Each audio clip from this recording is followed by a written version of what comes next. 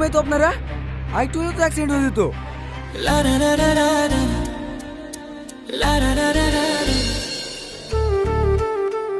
আসলে আমার এই বান্ধবীটার মাথায় একটু সমস্যা আছে তো, তাই বাড়ি থেকে পালিয়ে যাচ্ছিল।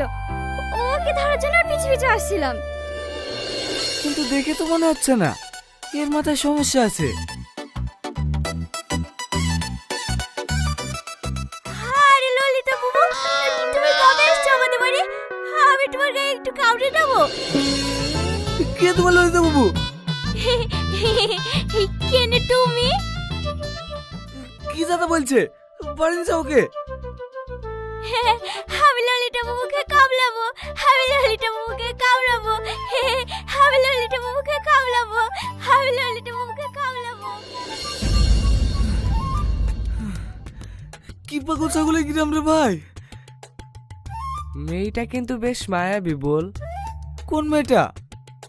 তোকে যে কামড়াবো বললো ওই মেয়েটা। কি দাদা বলছে? গাড়ি তোর তাড়াতাড়ি।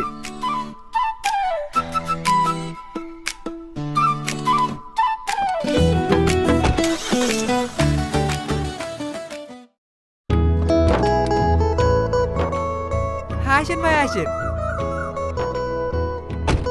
রাস্তায় আসতে কোনো সমস্যা হয়নি তো?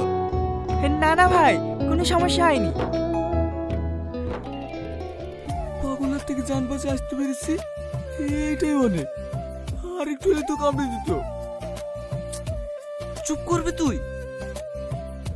চলেন ভাই, হাত মুখ ধুয়ে ঘরে উঠে বসেন।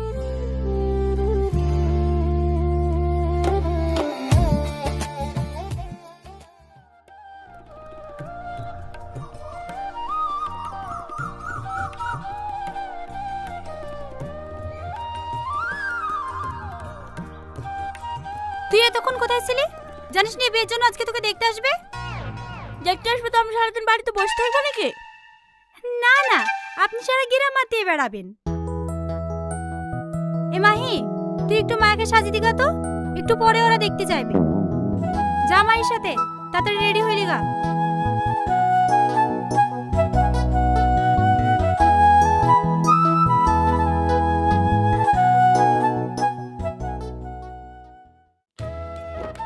বুকে লেসেননি কেন? ও আসবে পরে, আগে যাদের বিয়ে তারা একে অপরকে দেখুক। হলি আপনারা ভাবেন না, হে গ্রামে এত সুন্দর মেয়ে আর একটাও নাই।